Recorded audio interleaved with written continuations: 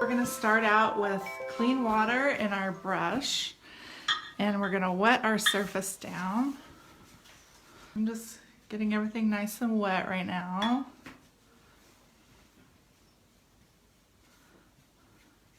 Okay, you want to do yours? You can do yours. And let's see here. Get our handy dandy palette here. We were talking about this yesterday. This is just a little glass dish that I got at the thrift shop, and it works really great for our palette. You can find the coolest things for shopping. You can. You really can. And I see this actual pattern a lot at the thrift shop in these little plates. Oh. Yeah, I've seen it, and I've seen it in different states. So it must have been really popular at one time. Okay. Water down your husk, and it's to a medium wash. And we'll just go ahead and apply that to our paper.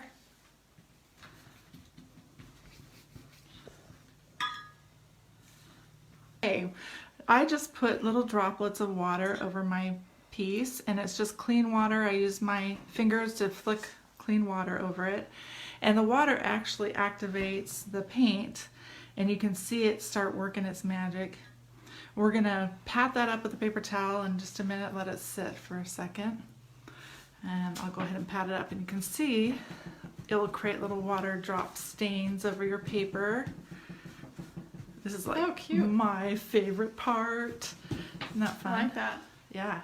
And then if you feel like you need it lighter, like I have some pretty dark areas there, this paint is wonderful, Jo Sonia Artist Colors. It is an acrylic wash, which means it's an opaque watercolor in acrylic form. And you can pull it up with water pretty easily. It gives you a little bit of open time to play with it. And so if I wanted to lighten it up, I could just add a little more water and do my patting again.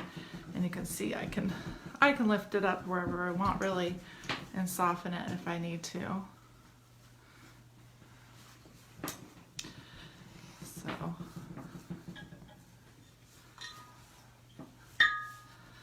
Yeah. And every time you do this, it's gonna look so different. There's other times I've done it and it's like super light, or I'll show you what I did yesterday, kind of in comparison. It's a little different than what I'm doing today. So, but that's okay. It's all gonna turn out awesome. So I think it looks cool. You got like streaks going on right there. It kind of like it's like artistic. it kind of like bent up and then because of the water on it. Uh-huh. And then the water kind of dripped off of it, as you can kind of tell. Yeah. That looks really neat. I love it. Yeah. Okay, now we can add our like bigger dots, and we're going to use mid-value cool beige, which the old name is provincial beige. Just only recently changed the name. So just so you know, you probably have this color in your stash. It's just called provincial beige. So add a little bit of that on your palette. And I just put a dot on my palette. And yesterday we found out that this works pretty good with our little splatter brushes. So we're gonna water it down really good. The more water in your paint, the bigger the splatter. So we'll see if we can get some nice big splatters going on. I'm just gonna, ooh, yoo-hoo, woohoo, yeah, I did get a big one. I'm gonna water it down even more to lighten up the color. Okay. And bear in mind that you can like wipe up any extra splatter you don't like, and I know I'm gonna be taking some off. Okay. I just want some in that corner over there. That's All right. You can spray it if you want it. Yeah, oh, that's right. Where's our spray bottle? There it is, hiding. Okay, so I just have some water in a spray bottle, and you can spray it like so, and that will dissipate your drops a little bit more. And then if you'd like, this one right here is kind of annoyingly big, so I'm gonna wipe that up. And some of them are a little dark to my liking, so I'm gonna take those off too. And see, you can tell Aubrey has some real small splatter, which is fine also. You can have fun with it. Just experiment and enjoy it. Here's a paper towel if you want to work with it. I think I want the spray bottle actually. Okay. Sure thing. It's fun. Cool. The other thing to also know is that as it dries, it will dry a little bit lighter than what it looks like right now. So, look at yours. I love that. The pattern that she created. Looks awesome. So we're going to go ahead and use our gray graphite paper and trace everything on Bring it over this to way. our piece. Yeah. There we go. Do I have it on there? No, I need to go up higher. There we go. So we're gonna just go ahead and trace everything on, and I like to have a nice small stylus when I work, either a pointy one or just a very small one. This is the gold stylus. It has pretty small tip to it, and then I have a pink stylus that has an even smaller one. I almost kind of prefer that one. All right, we want to go ahead and transfer everything that's on this pattern. And I'm using just kind of a medium pressure as I transfer. And I'm going to check my work just to make sure I'm doing okay. I just take my stylus and just flip things up from my stylus. And yeah, it's going around really good. I could probably use lighter pressure. That's pretty dark. Yeah, honestly. To try to keep your lines straight and clean and true to the pattern. It does help in painting it if you have it nice and clear with what's going on with the pattern. I'm just going to put small dots, not a whole lot. And then my stem, and lastly my leaf. All right, okay. Got it. Just copy the pattern with the tracing paper. Right. And then put it on. Uh-huh. Okay. So yeah, you have this line drawing that comes in your packet, and you've got a shading guide and then a line drawing. And the line drawing is just a simple line drawing, and you want to trace that onto tracing paper. All of you beginners out there, get some tracing paper that you can see through. I like the yellow tracing paper. It tends to be a little easier to see through. And then trace your pattern as closely and as accurately as you can, and then use that tracing to put onto your final piece. Okay, I'm going to tone down my graphite lines a little bit. There, I just went a little dark. You know, if you have a new piece of graphite paper, you can get it pretty dark. So I went past my line here, so I'm going to use a little more pressure and try to get that off. And then I can fix it with a regular graphite pencil. There. And then just softening and toning down my tracing. My little wedge eraser.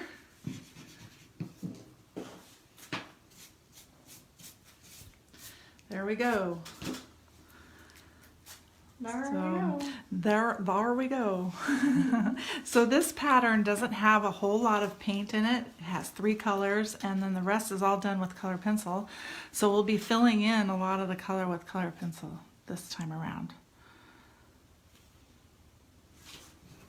And this is my innovative pencil technique.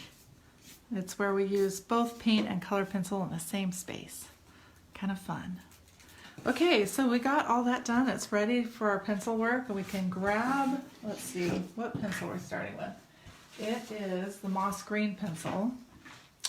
We need that first. You got one there. Oh, here you go. Okay. All right. Make sure it's nice and sharp. So I have to use the pencil extender because this one is just way short. I'll show you. It's tiny. I cannot use But this. that's the cool thing about these pencil extenders is they can just grab on tight to your pencils, and you can have them until they get really nubby. Oh, I was doing it backwards. Here we go.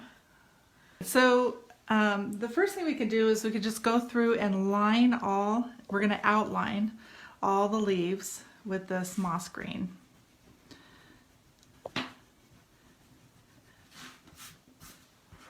Color. And we'll also line the stems.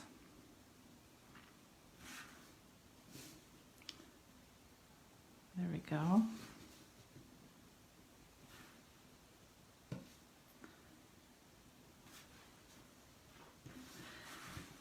Make sure and get each leaf, just outline it with the green. This is moss green. And we're using the Prismacolor Premier.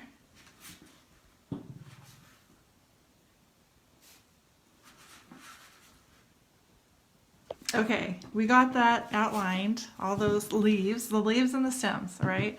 And then we just have 2 green leaves, so we're just gonna shade these. And I'm just using a circular motion and putting kind of like a wash of color in the whole leaf. Except for the middle, I want to lighten up on my pressure in the middle area of the leaf. So.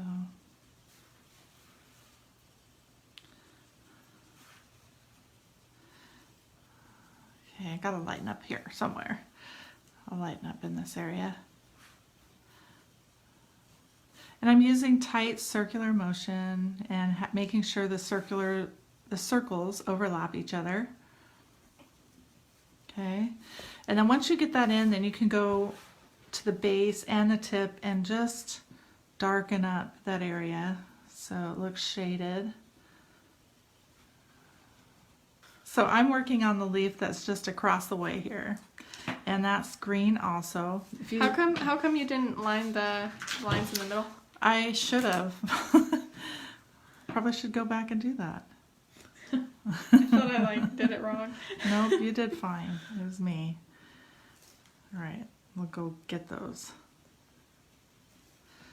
So I just do the circles all the way on the leaf, and then on the whole leaf, and then I go back and darken.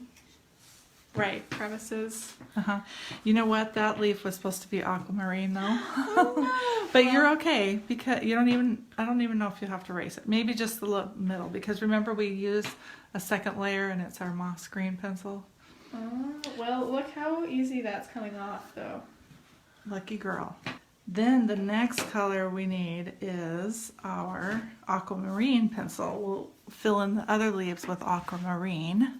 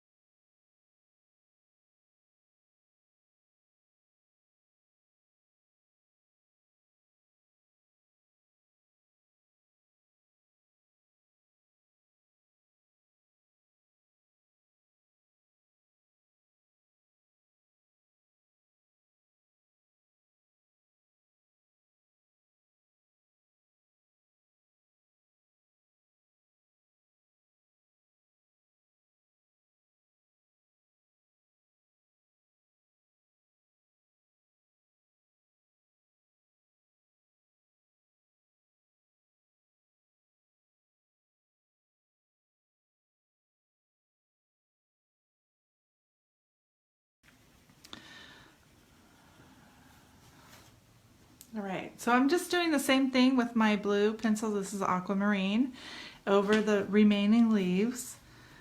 Just coloring them in. Same thing, circular motion. And then I go back and reinforce the tip and the base with the same color, a little darker. Trying to keep the middle area open. I probably put too much here. So when she's done with the eraser, I think I'm gonna lighten mine up. Go ahead. Okay. Yeah, like that. And right here.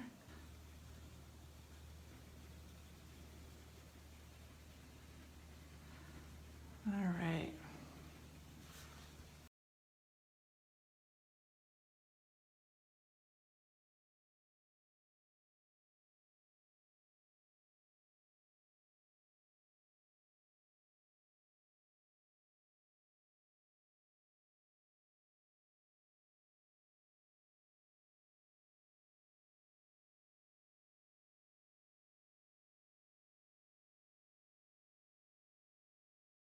So I'm going back with my moss green pencil and I'm going to fill in the stems here.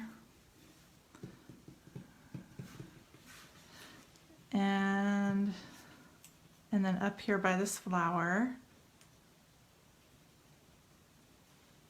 And then I'm going to use the same pencil and go in and reinforce the blue areas. It's my second layer of color.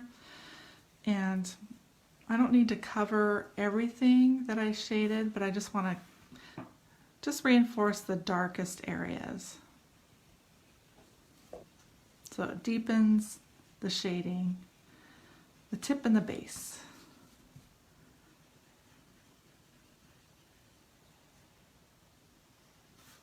There we go.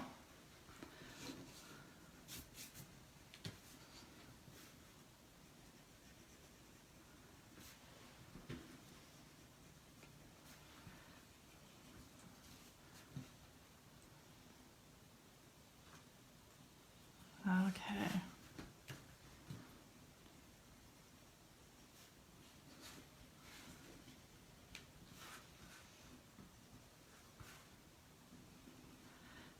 So every blue leaf you want to add this moss green to also. Let's move over to the terracotta and let's go ahead and outline our flowers.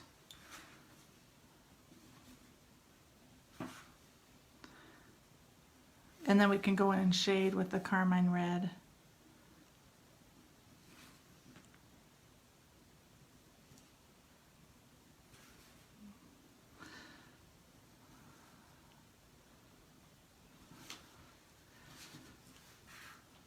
Woohoo!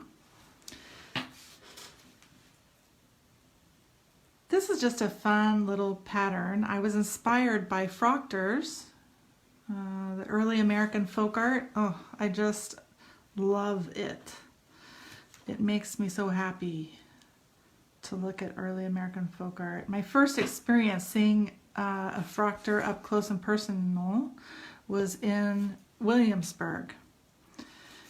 And I went to a little museum there. They have a, in the Williamsburg area, they have a little museum. And so went inside, and down in the basement, they had a few Froctors. And I had learned about them, but I had never seen one in person. And so when I got to see one, I was just enthralled. Took a lot of pictures. And then they had a little, children's art area. And guess what they were doing? They were creating Froctors. So I had to, of course, sit down and create my own little Froctor there. So anyway, I went home armed with a bunch of pictures and just some good memories of seeing that art in person, and it was so inspiring to me. All right, now we want our carmine red. So we're going to just fill in the tulip flowers or tulip petals just like we did with the leaves, and then we'll reinforce the tip and the base of those leaves, or those petals, I want to say. And I'm just using a little circular motion, tight circles.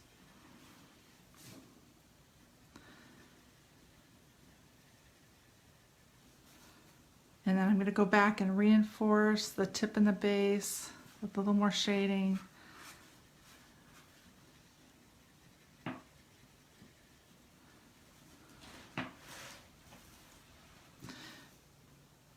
Okay, on to the next set of petals. I'm going to lighten up in the middle here. And then go back and deepen those edges.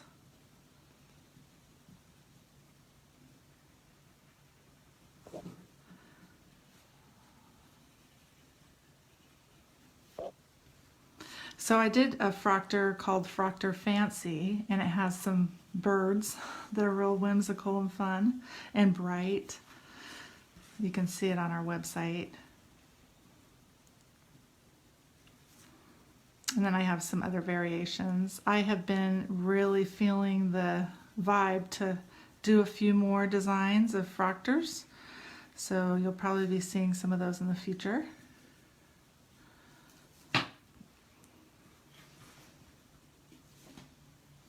I think I'm going to pull you guys down a little farther if I can, so you can be a little closer. And you can see our texture of what we're doing here. When you get up close and personal, you can see there's some texture from the work there.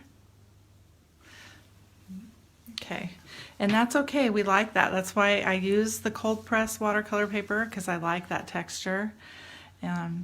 It looks really awesome, especially when you get it all done with the paint and the finishing touches. It looks really fun and awesome. So now I'm going back with my terracotta pencil, and I'm going to reinforce the shading on the petals here.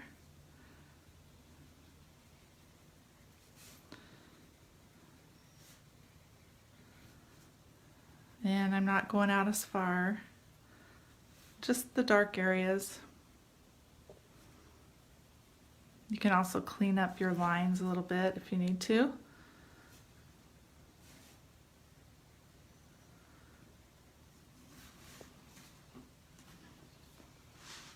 You want to work on both flower petals.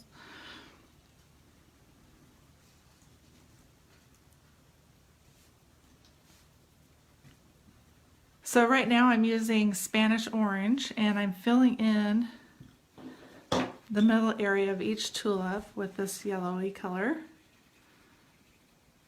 And still same little circular motion to fill it in.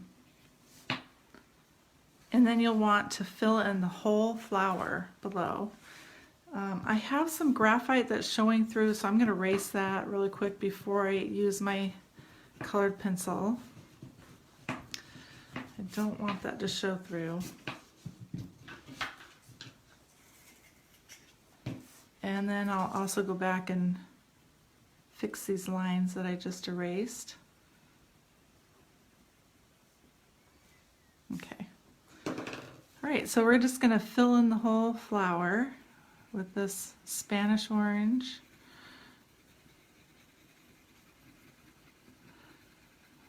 There we go. So, okay, we got all that colored in. Now we're going to go back in with, I got to remember right here, we're going to use our mineral orange pencil. That's kind of a toned orange. And I need to sharpen mine. And we'll go ahead and do the shading in the yellow areas. So I'm going to start up in my tulips, the base and the tip of the middle area of the tulips. I'm just putting some shading there. I've got 3 different values of shading. So I've got my dark and my medium and my light there, and then it fades off into the yellow. So I'm starting up here, dark, medium, light. You know what I just noticed you did here? My mom tapes these together if she has 2 shorter pencils of the same color. Yeah. So that she can extend them. So if you guys don't have a pencil extender like this, and you have 2 pencils that you can tape together, it extends the life of the pencil. Yeah, that's a great way. If you don't have a real stub, the pencil extender is great for little stubs. Yeah, the little tiny It will just grab hold of it. You're not going to be able to do that this way. Mm-hmm. But this kind of helps, you know, get you by. Mm-hmm. So a lot of times we have make it take it's in our booth, and that's a good way to continue our pencil so that the students have a longer pencil. Yeah, because you use lots of pencils Mm-hmm. to extend the life.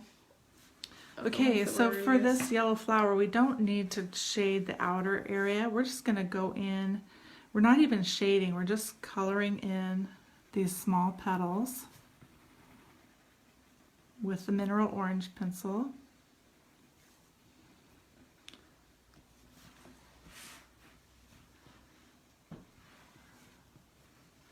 So, all right, well, we got all our penciling done. We're ready to start into our paint. So this is fast drying glaze medium, and we'll just Yeah, we're going to use this fast dry glazing medium. So what do you have to do with this? What's the tip?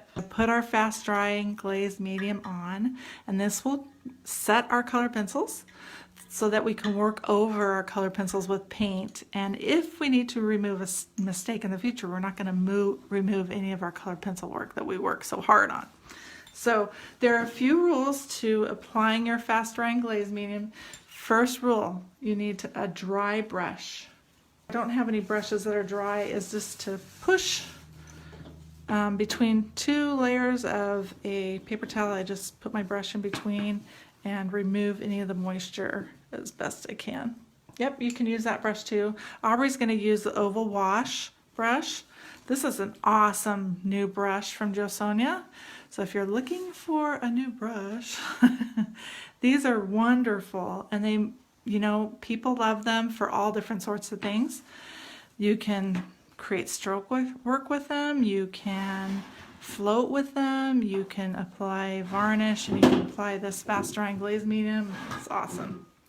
So we got our first rule, no water in your brush. Okay. Okay. Second rule is, as you lay down the glazing medium, you only want to work in one direction, pull up and then again. And then the third rule is not to overwork it, so you don't want to go back and forth, and you don't want to use a lot of pressure. So just very light as you pull your stroke across. Otherwise, you could have some smearage in your pencils. The other thing you can do to help you know that you're not smearing, or if you're smearing, is to wipe off your brush in between strokes. And that will give you an idea. If you're picking up any of that pencil work, it's going to come off on your paper towel when you wipe it on the paper towel. So, oh, the other thing we talked about that we didn't remember to talk about today was that you want to make sure and remove any of the pencil crumbs from your paper before you apply the fast drying glaze medium, because that can also just get embedded in your work because it wasn't wiped off. And you also would like to, if you have any lingering graphite lines that you need to remove those before you set your pencils, because your graphite lines will also be set if you don't erase them. What kind of brand of glazing medium did you answer that? Oh, I haven't yet. This is JoSonia's. I represent JoSonia, and we are actually starting to carry this fast dry glazing medium on our website. So I'll just show it to you. It's JoSonia Fast Drying Glaze Medium. This sets the pencils. Apply that and let it dry, and it creates a nice clear matte finish. And the next color we have is Burnt Umber. And we'll need some flow medium with this because we're going to create dots, and dots do much better, especially with the JoSonia artist colors, which tend to be thicker because they are an artist color and they come in a tube. They are thicker than the other paint company paints out there. So you do need to add a little bit of flow medium sometimes to your paint, especially if you're creating dots to your artwork. Added flow medium to the ones that we did yesterday, and as you can kind of see that they dry flat and aren't that chocolate chip. look to them. So that's the reason why we do the floating medium. Yeah, it really helps so that you don't have that peak on your dots. There. Thanks, sweetie. Let's put this up here. Okay. All right, this is just a fun, quick project. Great to make for friends. Maybe you'd like to make a card, or you could do a little framed piece. These are just 4x6 measure, they're measured at 4x6. So you just need a little 4x6 frame, or you could mount it onto a piece of wood, or maybe you have a fun box or something you'd like to mount it onto.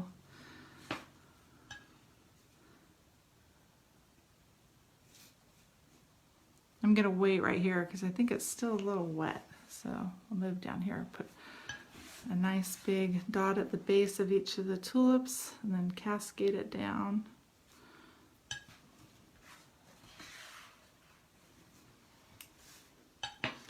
And I have some dots here at the stem, going up the stem.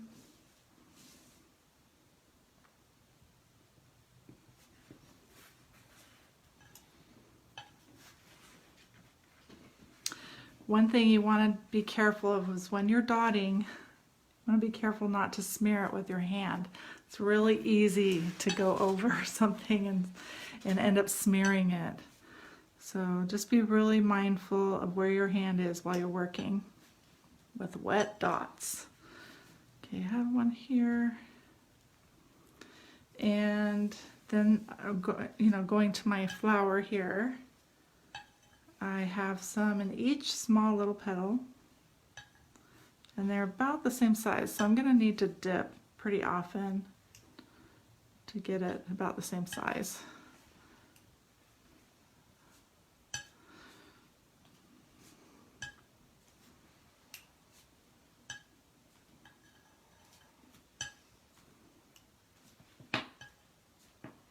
Right, and then we have some large dots and some small little dots inside the sunflower.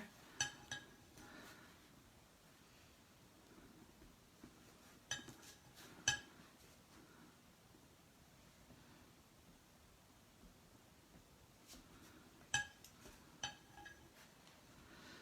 think I'm going to put a large one there.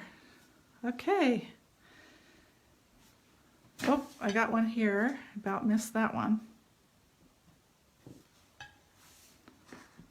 I think I got them all. How about you? Oh, I forgot this area.